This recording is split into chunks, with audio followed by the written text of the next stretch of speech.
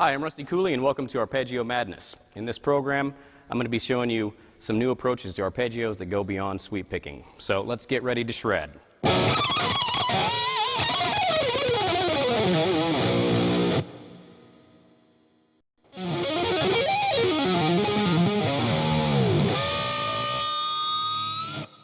All right, arpeggios are a pretty advanced subject, so if you don't have strong fretboard visualization, you might want to check out my DVD, Fretboard Autopsy 1 and 2.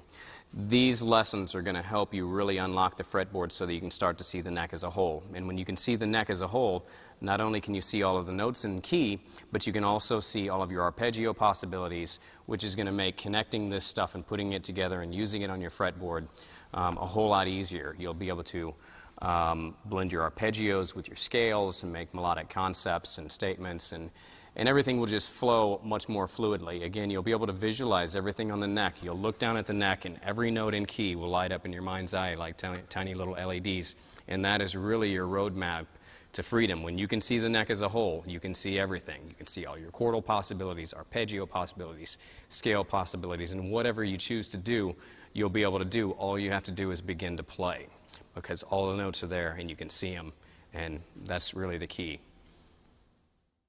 All right, to get the most out of this program, it's really important that you have a good knowledge of chord scales and how the chords work in the key, because this directly applies to your arpeggios. So please refer to the tab book for further explanation.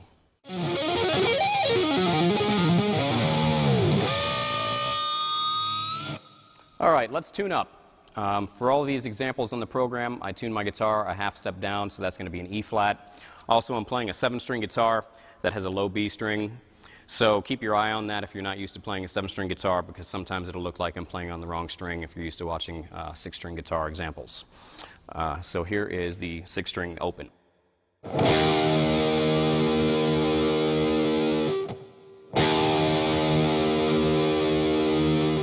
Here's the 5th string.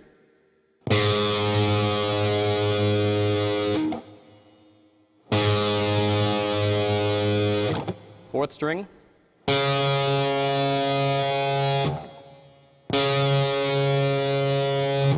Here's your 3rd string.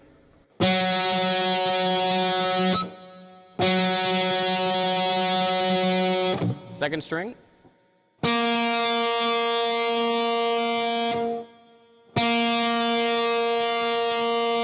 And your 1st.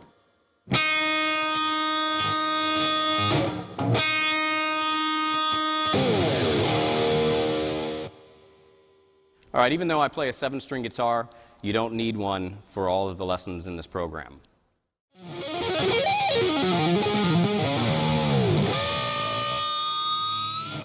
All right, now I'd like to talk a little bit about sweep picking, because a lot of these examples in this program are going to be using sweeping. So if you are a total noob at this technique, sweeping is where you use one pick direction for as many strings as possible. So you have to do if you're ascending, you're going to be doing a downward picking motion toward the floor, and it's important to understand that this is one continuous motion. It's not like if we were doing a 6-string arpeggio, an arpeggio that used all 6 strings, it wouldn't be 6 individual down picks. It would be one continuous flow of the down pick, and then when you would descend, it would be the same thing, coming up like this. So down, up. Also, it's important to understand the muting technique that's involved, because a lot of times you're going to encounter string noise, and to keep all the string noise at a minimum, you have to use multiple parts of the palm of your right hand to mute the unwanted string noise. So a lot of times I will use this part of my hand, or this part, or all 3 parts at once, just depending on how many strings I have to cover. So if I find myself up on the high E string, I might need to use, pretty much my whole hand, because I need to cover, in my case, from 7 all the way up to the 2nd string to keep everything from ringing. So again, use whatever part of your hand is available to keep all the string noise to a minimum, because you're going to encounter it at first, especially if you're new to this technique. So, it can be this, back here, or even over here. It's a little bit different than just standard palm muting when you're doing rhythm guitar, because when you do palm muting for rhythm guitar, it's all primarily back here. But with sweeping, you've got to use any part of your hand that's available to get the technique done. And I think that's primarily what you need to know about the right hand. Some of these examples with your left hand are going to be using a technique called a rolling bar. And a rolling bar is where you have to play 2 or more notes with one finger. But when you're barring and playing an arpeggio, by definition, an arpeggio is when you play the notes of a chord one at a time. So you cannot hear more than one note at a time. It's just like a scale. So to get a bar to work in this case, you have to do the roll. So if we were doing, say I had to play both of these notes here. Okay, I have to play those notes with one finger. So what I'm going to do on the ascend is I'm going to start on my fingertip. And after I play that note, I'm going to roll to the back of my finger and hit the next note. Now what's happening is my fingertip is still touching the first string that I was on, but it's only touching it enough to deaden it. So now it becomes a muted note. So now I'm using my left hand to help mute as well. Okay? So on an ascending rolling bar, you start on your fingertip, and as you ascend to the next note, you roll to the back of your finger, flattening it, and then just using the tip of your finger to deaden the string that you just left. On a descending rolling bar, it's just the opposite. You start on the back of your finger and roll to the fingertip. Okay, so it's just the opposite. You just reverse the technique. Also, for further muting technique, I do use my left-hand index finger to mute strings as well. It's kind of an advanced muting form. And say, for example, we're on the 6th string. What is going to happen is my index finger, the side of my index finger, it kind of always looks like I'm doing some sort of bar chord. And that's because I'm using the side of my index finger to mute the strings above what I'm playing. So if I accidentally hit it, brush it, touch it, whatever the case may be, I hear a dead note, and the dead note is not going to overpower the note you're actually fretting. So it's going to cover all your bases. So the technique, as you continue to ascend up the guitar strings, your index finger is going to continue to mute the strings above your finger, or the string you're on, and this is where your right hand comes into play. From a string noise standpoint, you're going to mute the strings below what your index finger is playing. So say we're now on the 3rd string, my index finger is going to mute strings 1 and 2, my right hand palm is going to mute strings 4, 5, and 6, and 7 in my case. I have a 7-string guitar. And that should keep everything quiet. So let's get busy with the next section.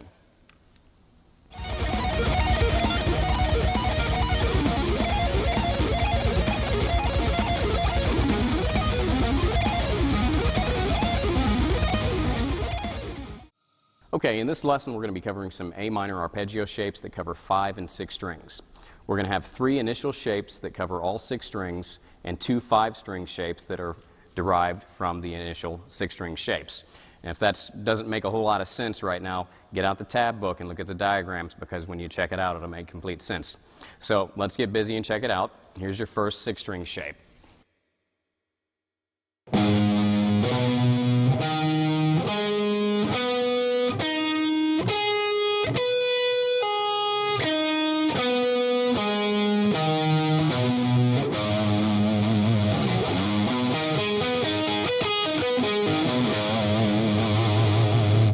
All right, I'm going to play that with a chord in a second so you can hear how the harmony works, but I'd like to talk to you about the picking real quick. So the picking for this first example is going to be the same picking that you're going to use for all of the examples that follow in this lesson.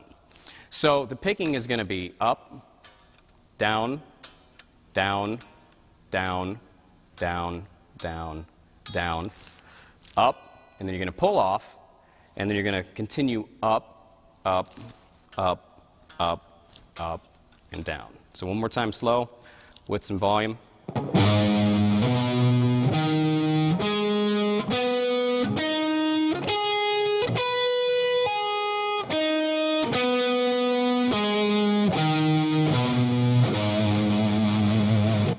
All right, here's what it sounds like with an A minor chord.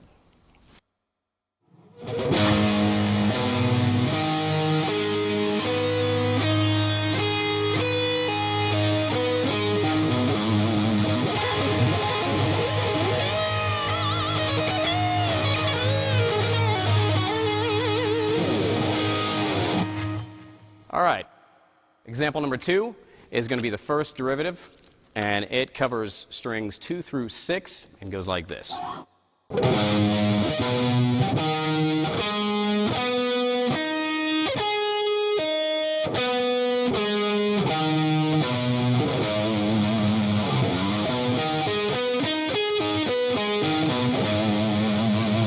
Now also, you might want to note the fingering that I'm using on this because it might seem a little bit different, but the reason I'm fingering it this way is because of the big stretch that you're going to have on the second string. You're going to be stretching from 5 to 10, which that's a pretty big stretch. So what I'm doing is setting myself up for that big stretch by using my first finger to my third finger, because if you notice, when my third finger is on the 8th fret, my pinky's already almost hanging over the 10th fret. So it's going to be index, ring, middle, middle, index, index, pinky. This sets me up. If you were to start with what a more conventional fingering might be, it might be like index, pinky, ring, ring, index, index, and then look, your pinky's hanging over the 8th fret. Then all of a sudden you've got to make this massive jump. So in my playing, I prefer to set myself up for that big stretch by starting with my index and ring. It'll make it a lot easier because that's a pretty big stretch.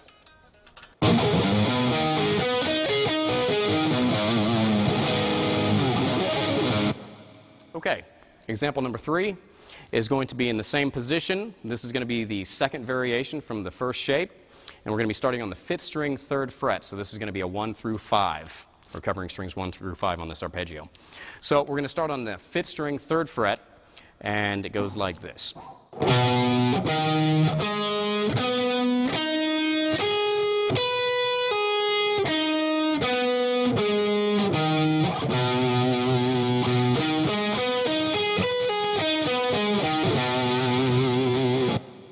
And again, I'm kind of using a weird fingering on this, but I'm doing it because it's setting me up to get a cleaner, smoother bar. Or actually, it's not a bar. I'm doing it to get away from the bar. And what you might think would be a good fingering on this doesn't actually work out for me in the long run. You would look at the diagram and think that you would do something like this, which would be index, pinky, pinky, index, index, index. Okay? That will work, but I always try to do anything I can do to get away from barring. So this is why I use such a weird fingering on this, because I can get away from the barring, and barring is a little bit harder to get clean when you're playing arpeggio. So, you know, this option works better for me. So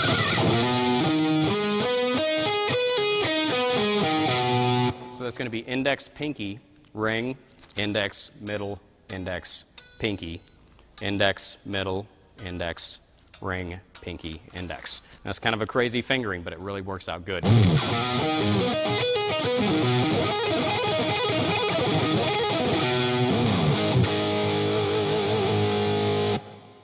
Okay, on to the next shape. This one's going to be our second 6-string shape, and it's going to be on the 6th string, 8th fret, and we're going to stretch from 8 to 12.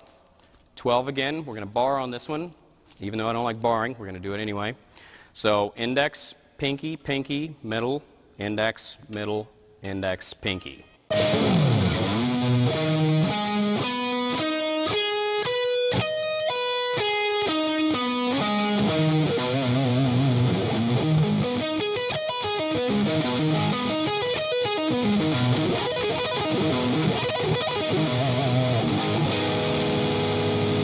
All right, the first derivative based on this shape is going to be on strings 2 through 6, starting on the 6th string, same fret, 8. And this one's got kind of an awkward fingering on the 2nd string too, so let's take a look at this. So it's going to be index, pinky, pinky, middle, index, middle, and pinky. So that's pretty weird, and it's kind of uncomfortable at first. You're going to want to take this one slow.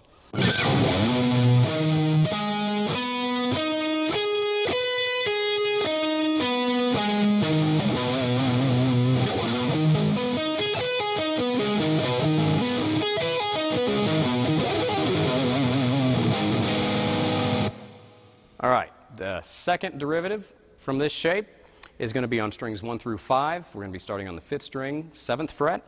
And this one starts with a pretty big stretch. You're going to be going from 7 to 12. So we got 7, 12, 10, 9, 10, 8, 12. And that's index, pinky, middle, index, middle, index, pinky.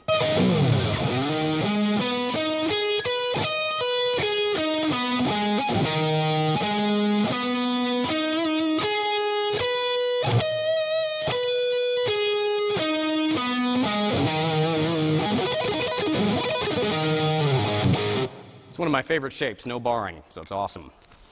All right, for the final 6-string shape, We're going to be on the 6th string 12th fret, and this one has a unique fingering also.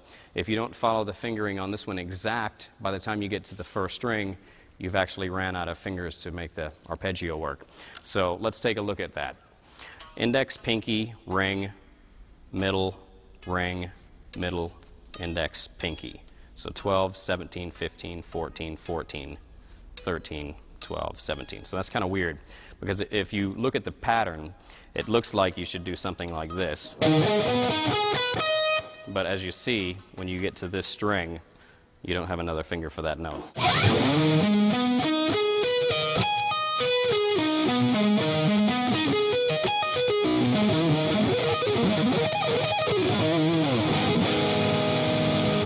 All right, first 5-string derivative is going to be 2 through 6. Goes like this.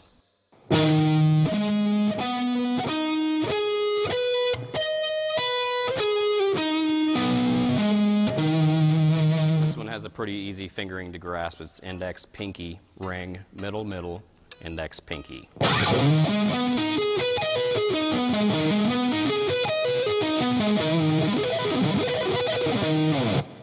All right, last shape is going to be the 5th string derivative, and it covers, strings 1 through 5. We're on the 5th string 12th fret. It's going to be index, pinky, ring, middle, index, and pinky.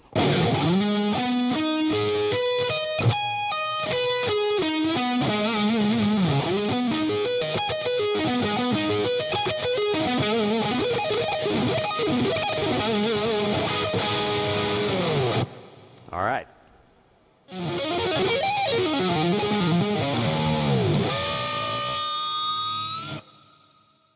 Okay, in this lesson we're going to be covering C major arpeggio shapes, 5th and 6th string patterns as well, just like what we did with the A minors, but in the major form. And we're going to be using the exact same picking technique through all of these too. So let's get started. Here is the first 6th string shape, C major.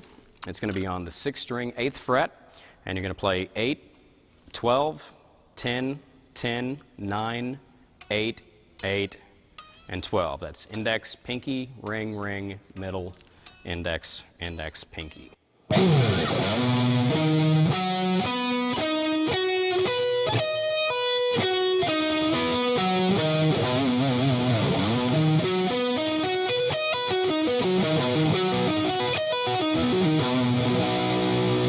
here's what it sounds like with a C major chord behind it.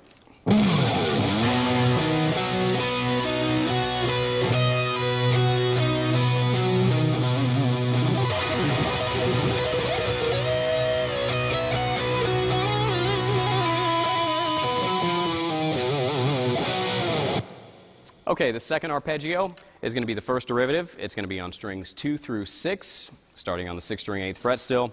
And it goes like this: index, pinky, ring, middle, index, pinky. It's 8, 12, 10, 10, 9, 8, 13.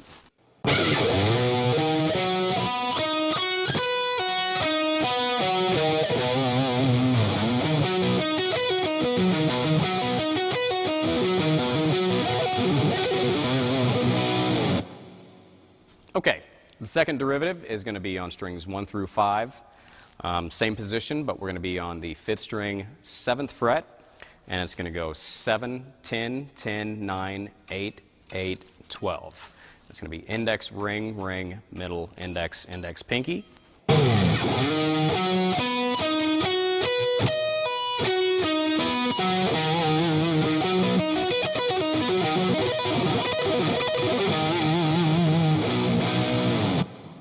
Okay, on to the second 6th string shape. This one's going to be on the 6th string 12th fret, and we're going to be 12, 15, 15, 14, 12, 13, 12, 15. That's going to be index, pinky, ring, index, middle, index, pinky.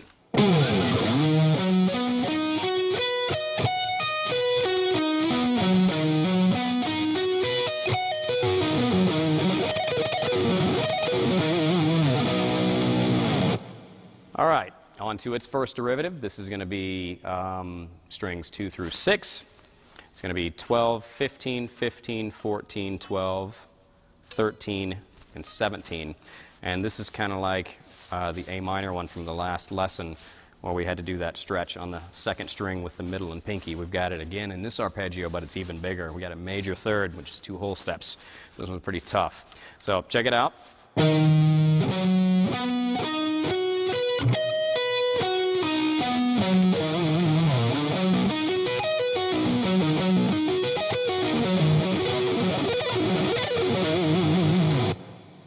And the second derivative is going to be 1 through 5 on the strings, and we're going to start on the 5th string, 10th fret. It's going to be 10, 15, 14, 12, 13, 12, and 15.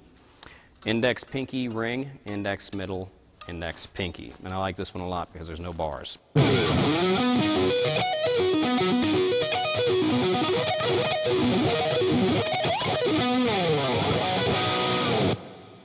All right. On to the third 6-string shape, and this one's going to be on the 6th string, 15th fret, and the fingering is going to be index, pinky, ring, middle, middle, middle. So we got 3 strings that we have to do a rolling bar on. It's kind of tricky. And then we're going to have index and pinky. So 15, 20, 19, 17, 17, 17, 15, and 20.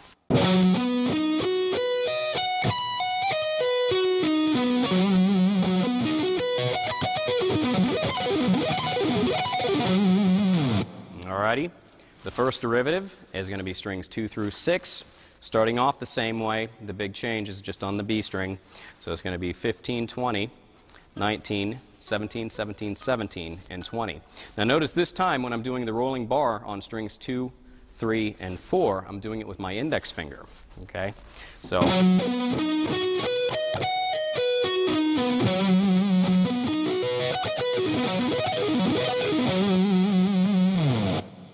And the last shape in this lesson is going to be strings 1 through 5. And this is another one of my favorites. Even though it has a bar, for whatever reason, I'm able to do this one a little bit easier than some of the other barring ones. So let's check it out. We're going to be on the 5th string, 15th fret. We're going to go 15, 19, 17, 17, 17, 15, 20. Index, pinky, middle, middle, middle, index, pinky.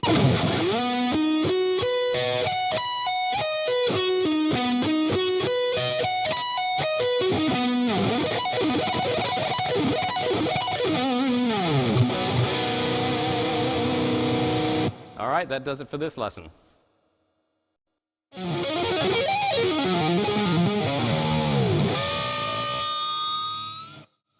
All right, in this lesson we're going to be doing some B diminished arpeggios, and there's not as many examples for this lesson, just simply because I don't use them as much. Okay, so we've got index, pinky, middle, ring, middle, index, middle, and pinky.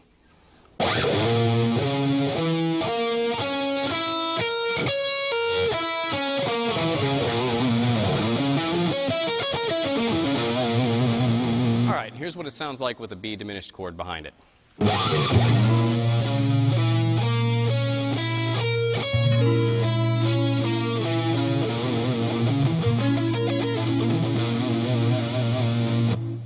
All right, in the second example, we're going to be starting on the 6th string, 7th fret, same position, but this one's just going to have 5 strings. And it's going to be 6th string, 7th fret. It's going to be index, pinky, middle, ring, middle, index, and pinky.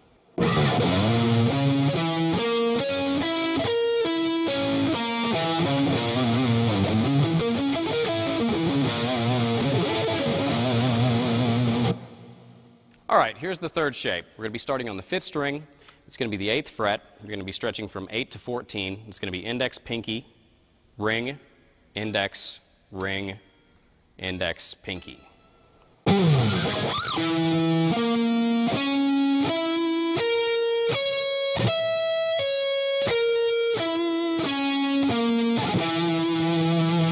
Again, on this one we've got a big stretch too, so here it is, 8 to 14.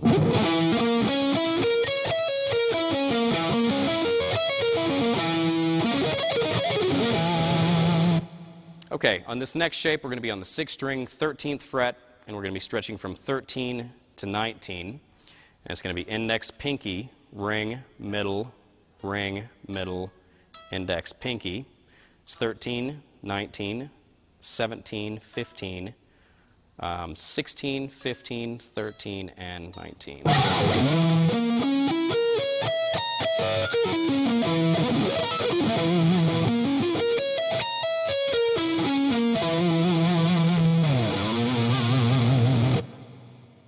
Okay, on the next shape, we're going to be starting on the 6th string also, 13th fret, stretching up to 19. So 13, 19, 17, 15, 16, 15, and 18.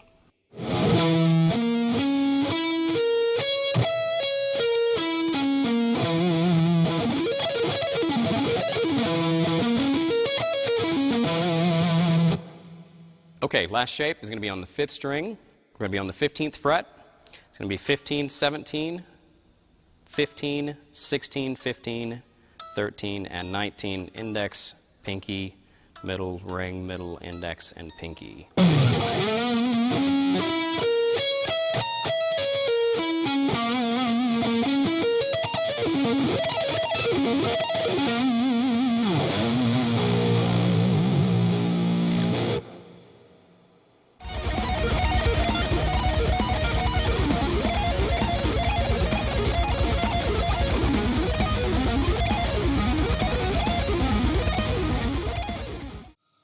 Okay, in this lesson we're going to be talking about some sweeping techniques used with arpeggios, and it's going to be sequencing, and I'm going to be using some of the shapes that we just went through. And the first one is E minor, and it's going to start on the 1st string, 19th fret. We're going to be using this much of the shape, just 3 strings.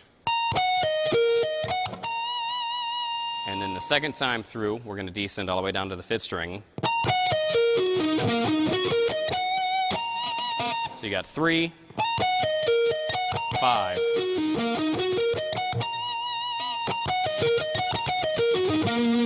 And let's talk about the picking on that. The picking is going to be down, up, up, up, down, down, up, pull off, up, up, up, up, down, hammer, down, down, down, down, up. Okay?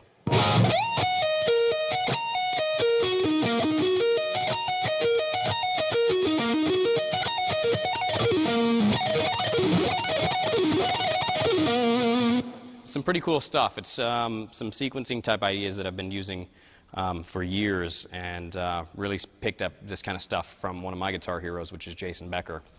And if you haven't heard Jason, you should check him out.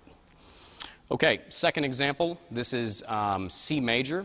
So we're going to be on the 1st string still, doing the same concept. We're going to be taking a 5-string shape and cutting it in half, doing the first 3 strings, and ascending back, and then coming back down to the 6th. So looks like this.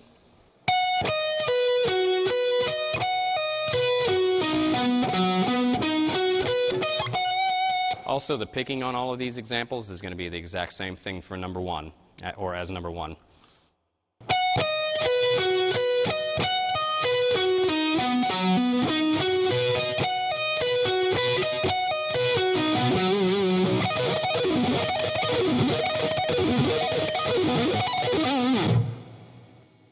Okay, number 3 is B diminished. We're going to be on the 1st string, 13th fret. It's going to be 13, 10, 12, 10, 12, 14, and 8.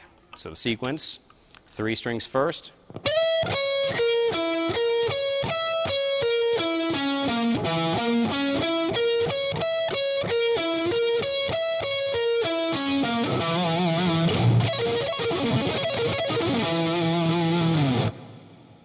All right, here's what the first 3 just sound with a little rhythm guitar behind it.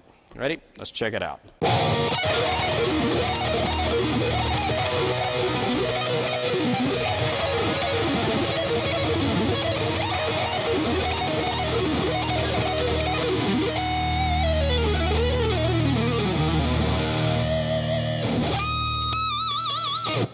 Okay, this example is going to be a C augmented arpeggio, and I haven't taught any augmented arpeggios thus far in the lesson, so before we do the sequence, let's just check out the initial shape. So here we are, 1st string, 16th fret, so 16, 12, 13, 13, 14, 15, and 11.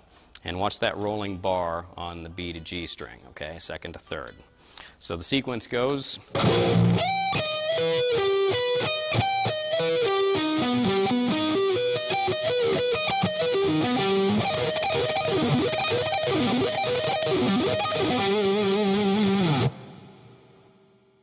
Example number 5 is A minor. We're going to be on the first string, 17th fret. It's going to be 17 to 12, and then 13, 14, 14, 15, and 12. The sequence is...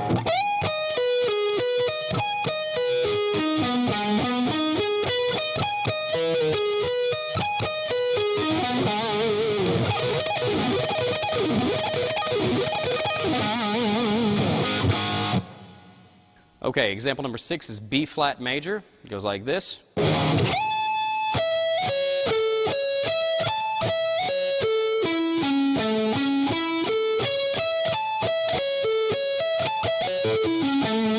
This one's kind of tricky because of the 3-string rolling bar, so be careful on that.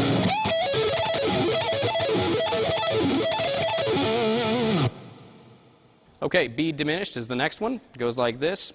We're starting on 19 and going to stretch down to 13, so we kind of got a big stretch there. So here we go.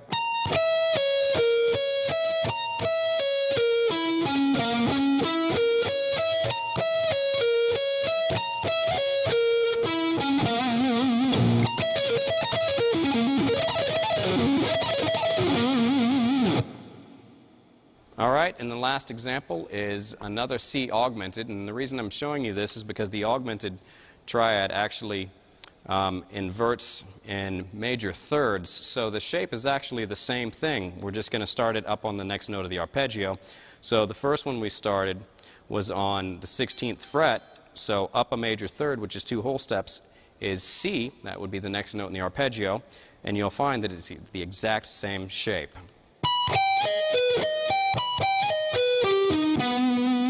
This one just begins and ends on the root note.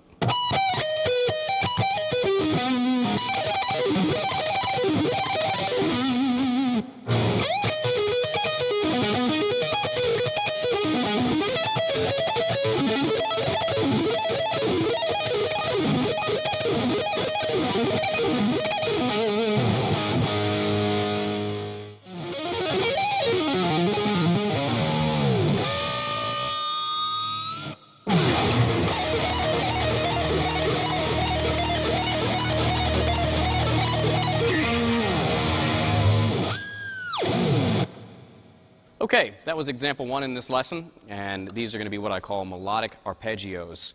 And the reason I call them melodic is basically because when I'm playing this kind of stuff, I don't really think too much about the notes that I'm adding in and how they relate to the chord. For example, if we did analyze example number 1, we basically have an E minor triad right here, and then I add in this note right here on the 20th fret, which is a C.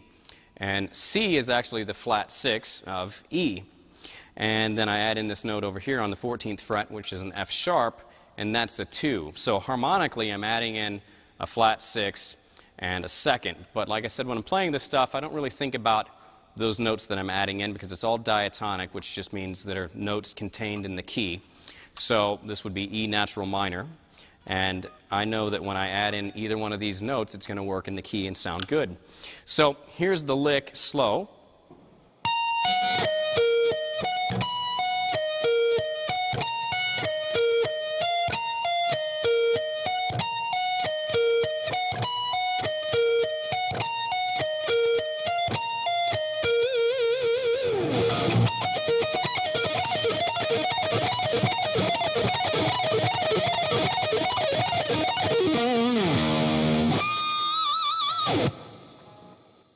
Okay, on example number 2, we're going to be in A minor.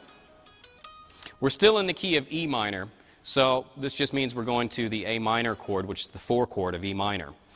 And that modal relationship there would be a Dorian context.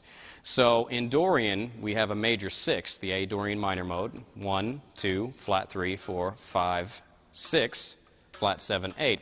So on this first extension, I'm going to be adding the F sharp, which is the 6 of Dorian. So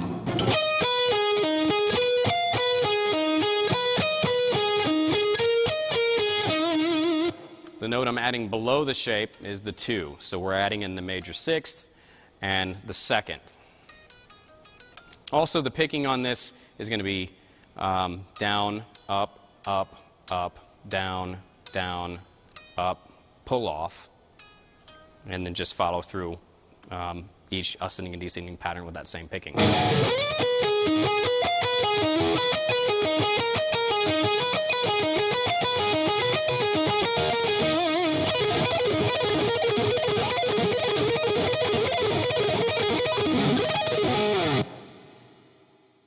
Okay, in example number 3, we're going to be playing B minor arpeggio. So this would be relating to the B Phrygian minor mode as far as where I'm getting the extensions from. So the initial arpeggio is this shape. And then we're going to be adding in the flat 6, which is the G. And then the note that makes it especially Phrygian is the flat 2. And that's a pretty cool sound. So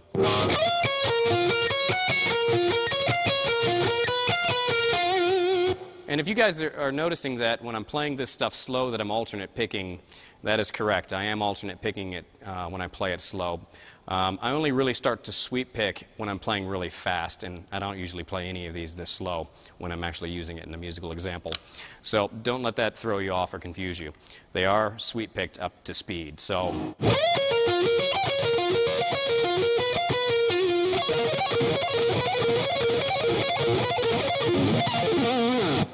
okay, the next example is going to be G major.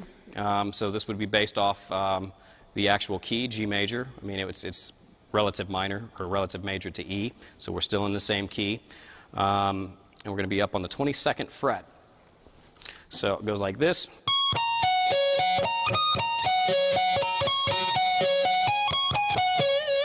So we're going to be adding in the major 6th, up on the 24th fret, and the 2nd on the 17th fret.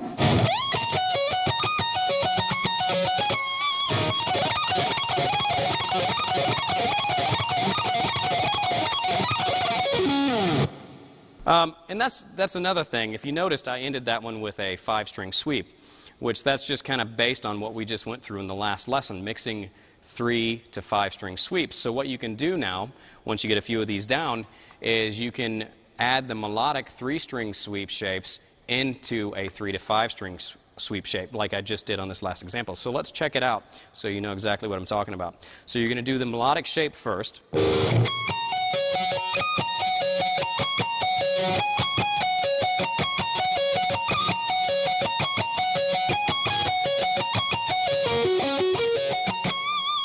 And you don't really have to do it just the way I played it. You can throw it in any variation in any way that makes sense for you. So here's one way that I might do it.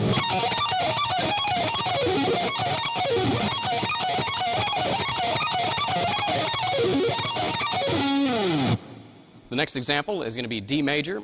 This is going to be on the 1st string, 17th fret, and it's going to go like this.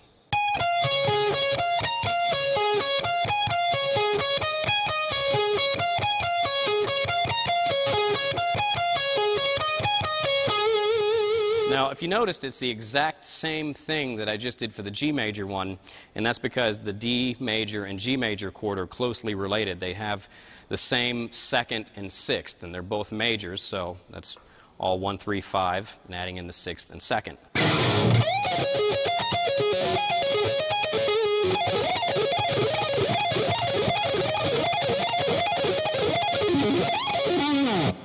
Up next is C major. It goes like this.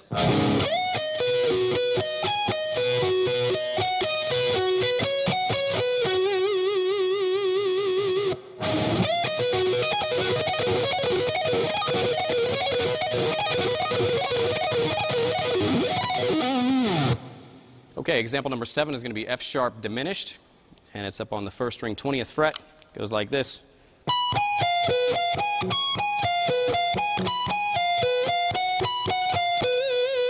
Which that's got a pretty cool sound. We're adding in the minor 6th and the flat 2nd.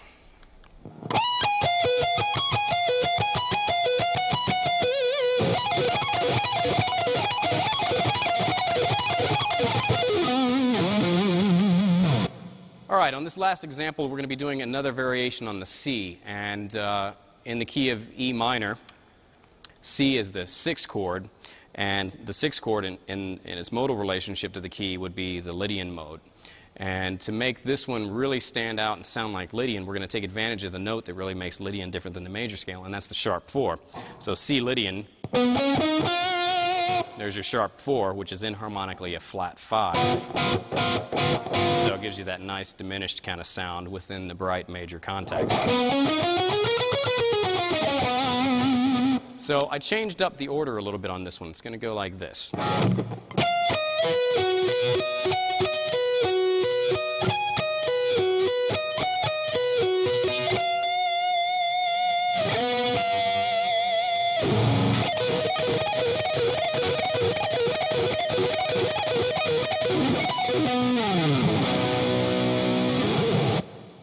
All right, and before I completely wrap up this section, I would just kind of like to show you some of the things that you can do with this. You can actually take a couple of these and put them together in just whatever order melodically sounds good to you. So we could start and do something like this.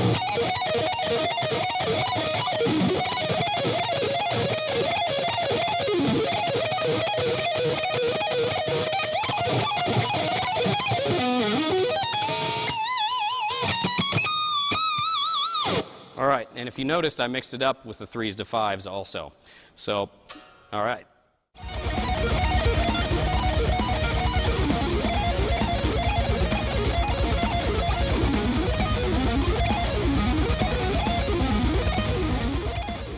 Talking about some fifth string root major 7th arpeggios that you can also add in some variations to. And let's just get started, and as we make the variations, I'll explain them.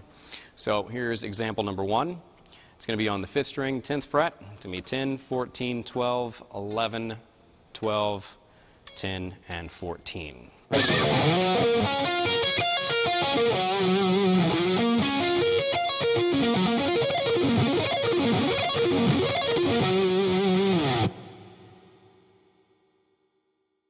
Okay, in this next example, what I'm going to be doing is adding a note a half step higher than the note we ended on. So the last note of the initial shape was the major 7th. And what I'm going to be doing is just adding in the octave. So we're going to have 3 notes on the high E string. And then when I descend, I'm going to add in a note a half step below the root note, which is the note we started on.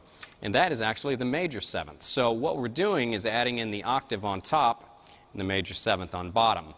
And the picking is going to be a little bit different because we're going to have a legato roll on the high string, the high E, and then I'm going to do a slide on the lowest string.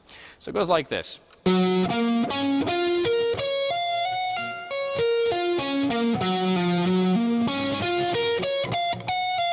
Now, I picked it differently the second time because, you know, you can actually do either one. It just depends on what you like. The first one was a little bit more legato. I picked less, so let's take a look at that one.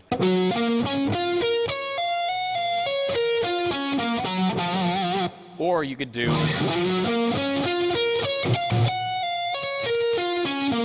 So what I did on the second one was I picked all 3 notes and then pulled off 2. So either one will work, and I kind of just, you know, when I'm playing and improvising, I'm not really thinking too much about it. One time I might do it one way, the next time I might do it the other way. So whatever's working, go with it.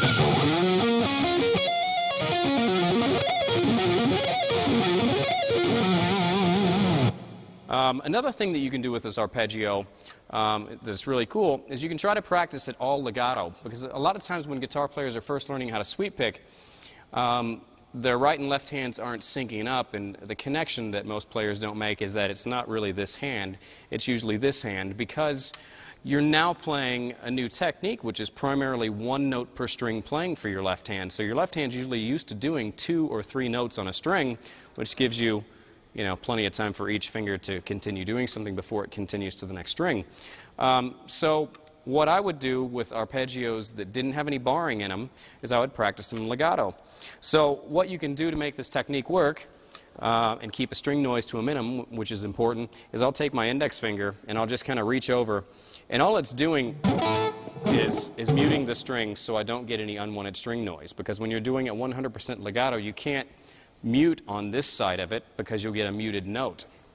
So you can try this.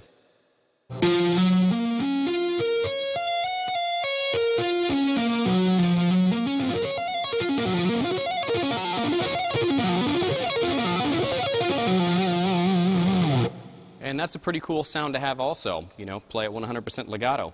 Sometimes I'll only sweep when I'm ascending, and then I'll play it all legato on the descend. So again, it's just more options. You can mix it up based on your feel in that given moment.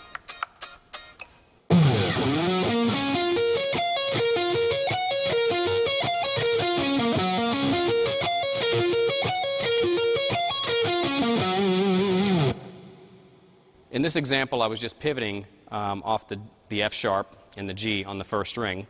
Kind of like in the melodic arpeggios examples, I'm just kind of altering between the two tones and mixing it up with a 3 to 5 sweep. So a little bit slower, you're going to have...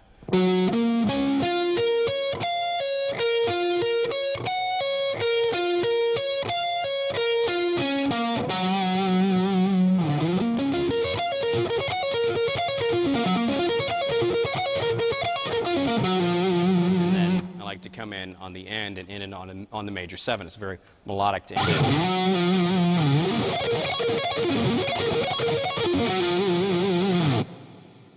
All right, on this example, I'm going to be doing a 3-string sweep, and the unique thing about this is you're not going to ascend and descend the same pattern. You're going to have an ascending shape and a descending shape, and this is pretty cool because it gets you into pure sweeping, which means no hammer-ons or pull-offs. And I like that a lot when I'm able to find arpeggios that lay out that way on the fretboard. So here it is. It's G major 7th. You're going to ascend 12, 12, 10. That's going to be middle, middle, index. You're going to have to use that rolling bar on this. And then you're going to descend 14, 12, and 11. So...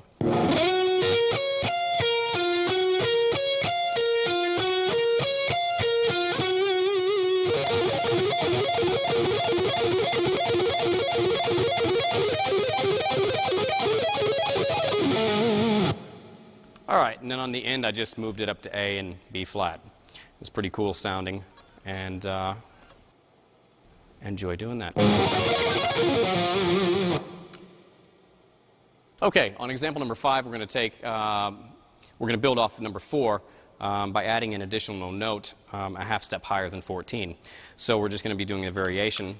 On the ascend is still going to be the same. The only thing that's going to change is on the descend. So you're still going to go 12, 12, 12, 10.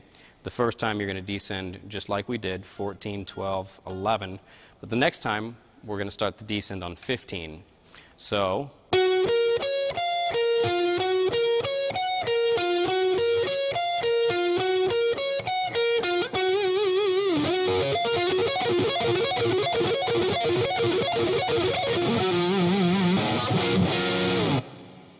All right, here's how some of these examples sound over a G major 7 chord.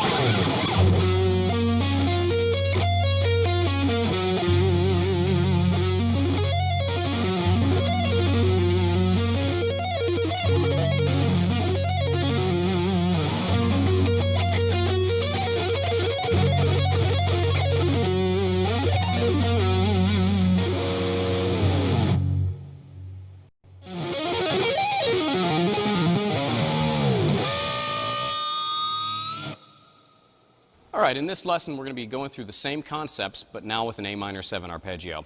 So this shape starts on the 5th string, 12th fret, and goes like this. 12, 15, 14, 12, 13, 12, and 15. The sweeping is going to be the exact same as the sweeping we did in the major 7th lesson.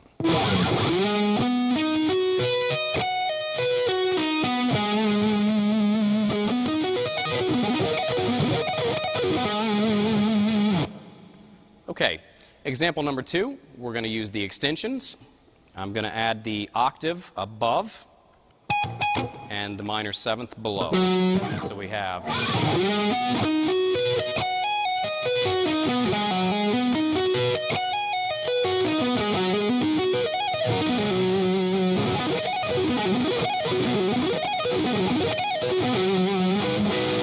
That's pretty cool, and the legato version.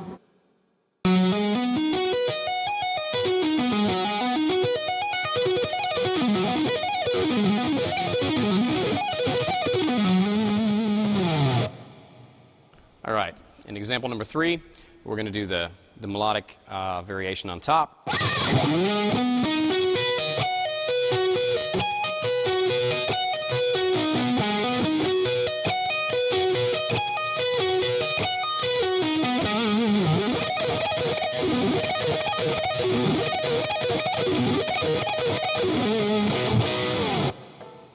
All right, example number 4 is going to be the 3-string shape. And again, this is the same concept where we have one shape that ascends and one shape that descends. So no hammer-ons or pull-offs in this. It's pretty cool. We've got 14, 13, 12 on the ascend, and then 15, 13, 12 on the descend. So one down pick for 3 notes and one up pick for 3 notes.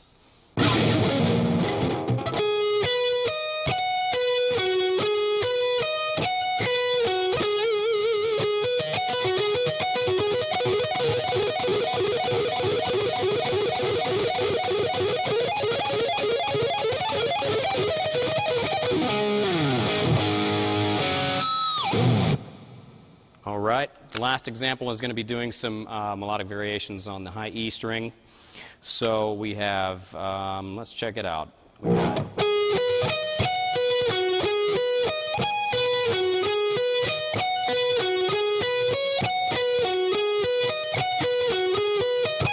so what I'm adding in is the octave, and then the D, which is the 11th.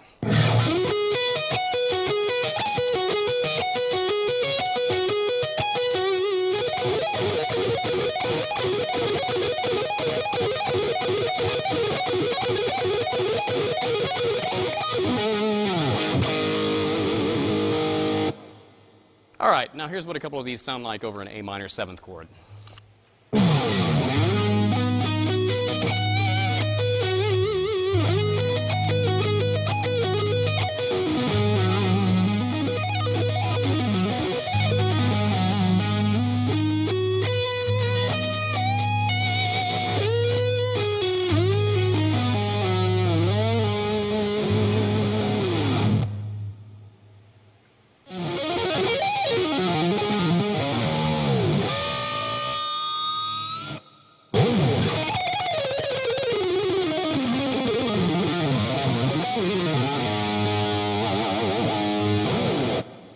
All right, in this lesson we're going to be talking about some A dominant 7th arpeggios.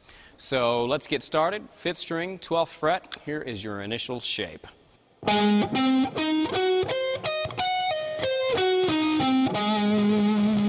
So you got index, pinky, ring, index, ring, index, and pinky.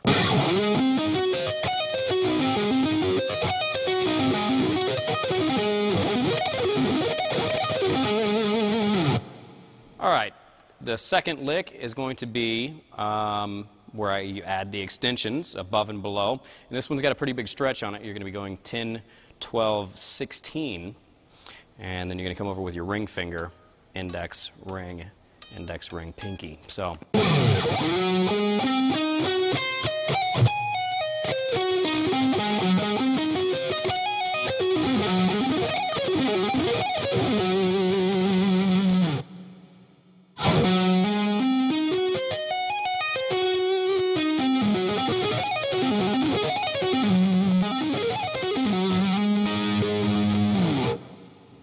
Example number 3 is going to be the sequence.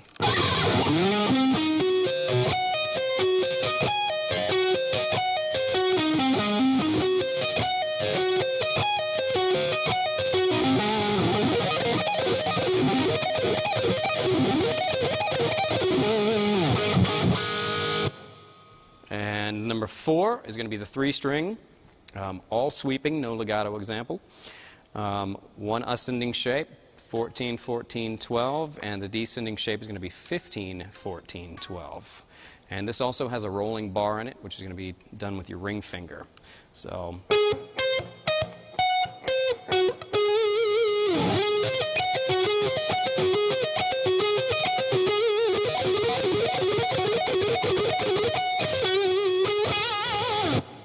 And example number 5, we're just going to do that with some extensions.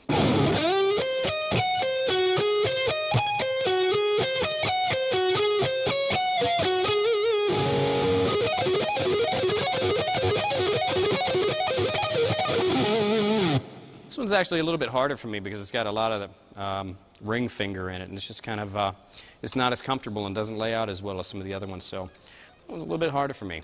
So let's check out what some of these sound like with an A7 background.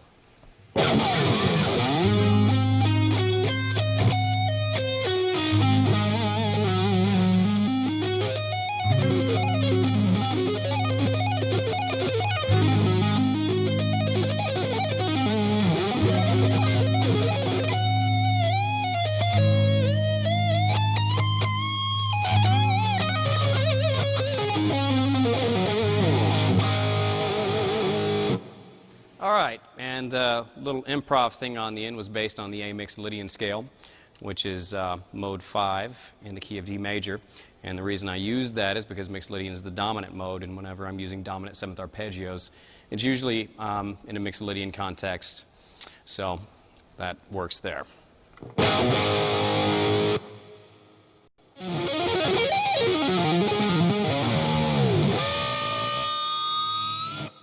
All right, in this lesson we're going to be talking about F sharp minor 7 flat 5 arpeggios. So let's get started.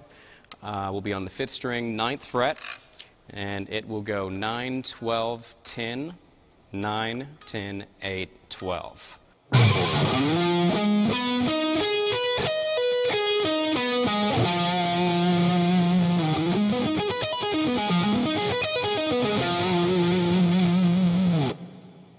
All right, example number 2, we're going to add in the extensions. So on the top, I'm just going to be adding in the F sharp, which is the root note. On the bottom, I'm going to be adding in the E, which is the minor 7th.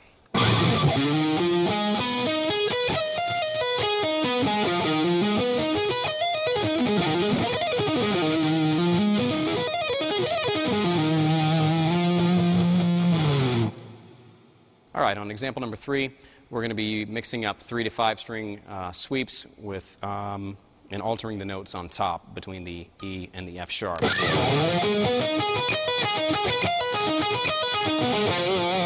So it's kind of the melodic sequence approach.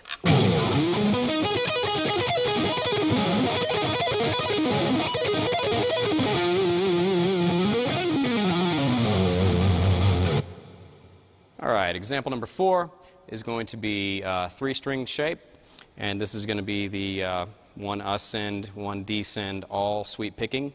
So you've got 11, 10, 8 on the ascend, and 12, 10, 9 on the descend.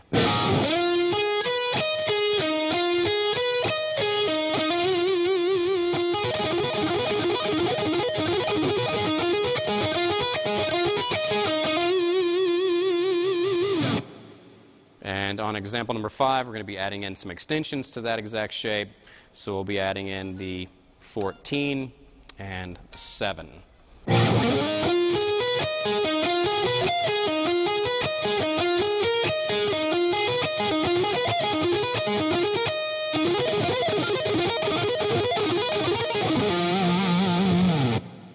All right, and now over an F sharp minor 7 flat 5 chord.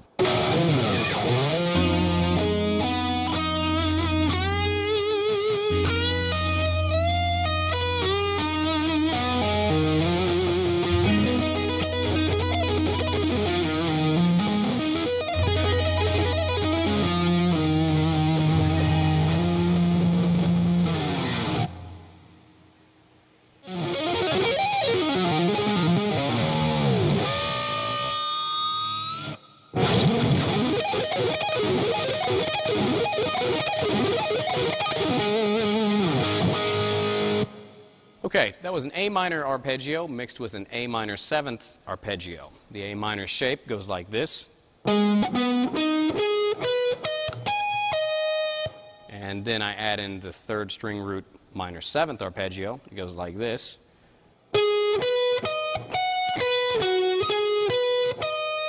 And then I tag it back to the A minor arpeggio. So all together slowly.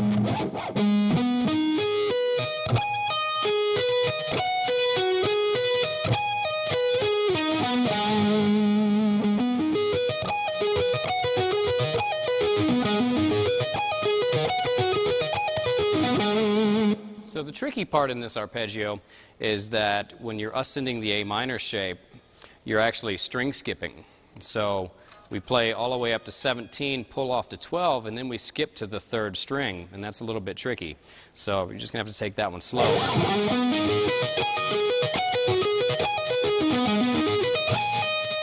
So when I'm ending on the first string, up, down, down, down, down, down, up, pull off. So my last picked note on the high E string is an up pick, and then I skip over to the third string and start my next shape with a down pick. So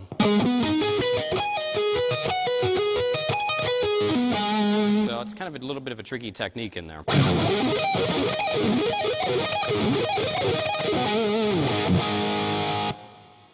All right, here's what it sounds like over an A minor chord.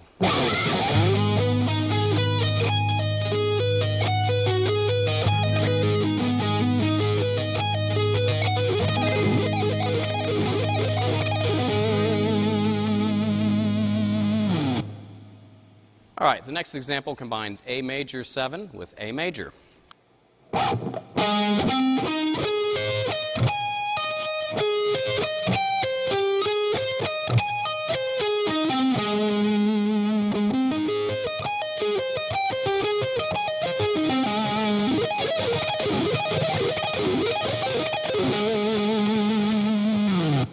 And this time we're going to play it over an A major 7 chord to an A5 power chord with a little bit of distortion. All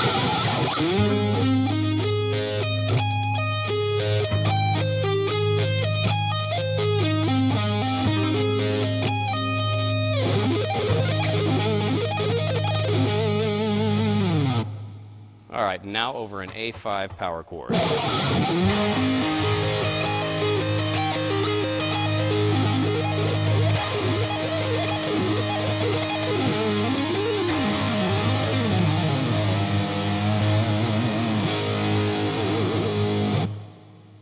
All right, here's the next one. It goes like this.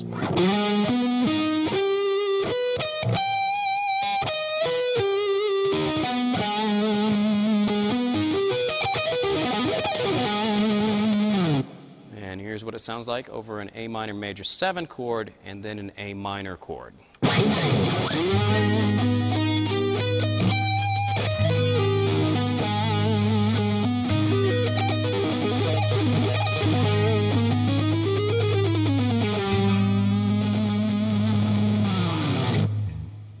All right, and the scale that I played there at the end was A harmonic minor, and the reason I played that is because that is the scale that matches up with the A minor major 7 arpeggio. When you're in the key of A harmonic minor, the 1 chord is A minor major 7. All right, here's the next one. And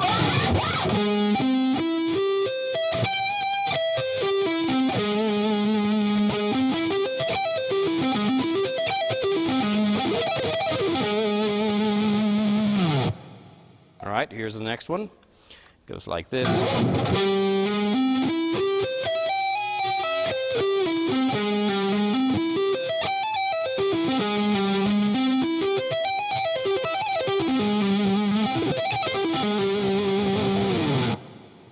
And here it is over an A major 7 sharp 5 chord.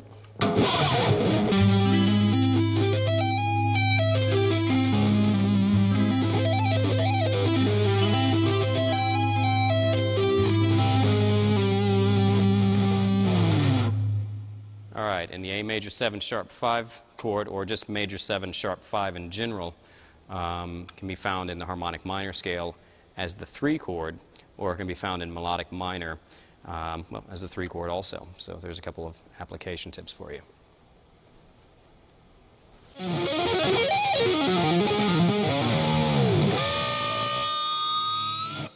All right, now I'm going to show you how to combine an A minor arpeggio with a D minor arpeggio with the chromatic passing tone.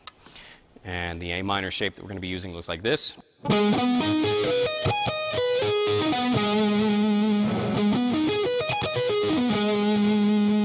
All right, here's your D minor shape. All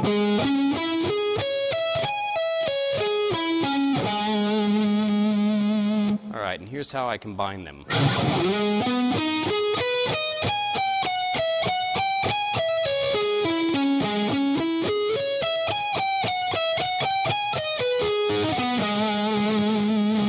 All right, so we're combining them on the first string. And you're actually using all 4 fingers on your left hand, so that's kind of tricky.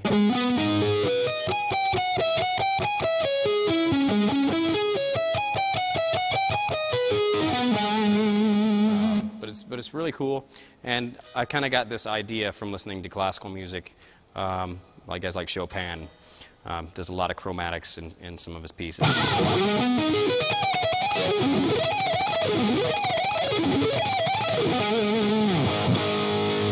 All right, example number 2 is the same concept, but this time we're going to be using an A major arpeggio to a D major arpeggio. And here's the A major shape.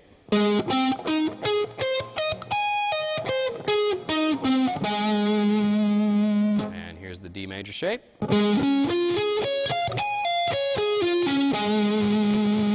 then we're going to connect them on the high E string like this.